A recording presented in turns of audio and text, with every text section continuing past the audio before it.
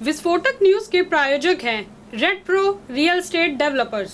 UP election में आज की सबसे बड़ी खबर यही है कि अखिलेश यादव मैनपुरी की करहल सीट से चुनाव लड़ेंगे। मुलायम सिंह परिवार के लिए मैनपुरी विरासत वाली सीट है। सीएम योगी की तरह अखिलेश यादव ने समाजवादी पार्टी के गढ़ से चुनाव लड़ना बेहतर समझा। अखिलेश यादव ने आज कई चुनावी वादे किए। उन्होंने कहा कि समाजवादी सरकार बनने पर सरकारी कर्मचारियों के लिए पुरानी पेंशन योजना शुरू करेंगे तो कर्मचारियों को गृह जनपदों में ही पदस्थ करेंगे। उन्होंने यश भारती सम्मान शुरू करने का भी वादा किया।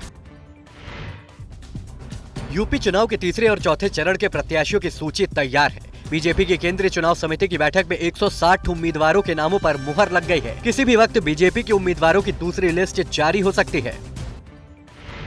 आजाद समाज पार्टी के प्रमुख चंद्रशेखर ने बीजेपी के खिलाफ बिगुल फूंक दिया है। उन्होंने गोरखपुर सदर सीट से सीएम योगी के खिलाफ चुनाव लड़ने का ऐलान किया है। वहीं उन्होंने कहा कि अखिलेश यादव चुनाव लड़ते हैं तो पार्टी उनके सामने प्रत्याशी नहीं उतारेगी।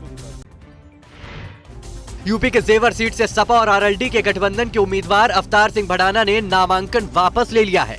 भड़ाना का कहना है कि कोविड पॉजिटिव होने की वजह से चुनाव नहीं लड़ेंगे। अब जेवर से एडवोकेट इंद्रवीर भाटी समाजवादी गठबंधन के उम्मीदवार हो सकते हैं। आज कई नेताओं ने बीजेपी ज्वाइन की। मुलायम सिंह के रिश्तेदार और पूर्व विधायक प्रमोद गुप्ता ने बीजेपी का दामन थाम लिया तो कांग्रेस की पोस्टर गर्ल प्रियंका मौर्य ने बीजेपी की सदस्यता ग्रहण की। वहीं समाजवादी पार्टी के एक पूर्व विधायक भी बीजेपी में शामिल हुए। यूपी में कांग्रेस ने दूसरी लिस्ट में 41 उम्मीदवारों का ऐलान किया। कांग्रेस की दूसरी लिस्ट में 16 महिलाओं को भी टिकट दिया गया। कैराना से हाजी अखलाक, मेरठ से रंजन शर्मा और आगरा कैंट से सिकंदर वाल्मीकि को उम्मीदवार बनाया गया है।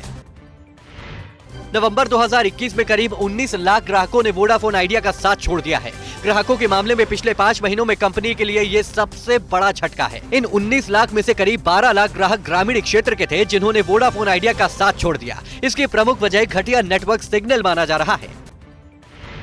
5G सर्विस के डर से अमेरिका के लिए अपनी नई उड़ानों को रद्द करने वाली एयर इंडिया को विमान कंपनी बोइंग ने अमेरिका में 20-777 के संचालन की मंजूरी दे दी है। इसके बाद पहली उड़ान गुरुवार को सुबह जॉन एफ कैनेडी के लिए रवाना हो गई। झारखंड में 2 पहिया वाहन मालिकों को पेट्रोल पर 25 रुपए लीटर का डिस्काउंट लेने के लिए अपना आधार कार्ड दिखाना होगा। सीएम सोरेन ने पेट्रोल पर सब्सिडी देने की घोषणा की थी। अब इसके लिए एक ऐप पेश किया गया है। इससे लाभार्थी को 1 महीने में 10 लीटर पेट्रोल 25 रुपए के डिस्काउंट पर मिलेगा। दिसंबर 2021 तक देश में बेरोजगारों की कुल संख्या 5.3 करोड़ है, जिसमें एक बड़ा हिस्सा महिलाओं का है। CMIE की रिपोर्ट के मुताबिक 3.5 करोड़ बेरोजगार ऐसे हैं जो सक्रियता से काम की तलाश कर रहे हैं। इसमें महिलाओं की संख्या 80 लाख है।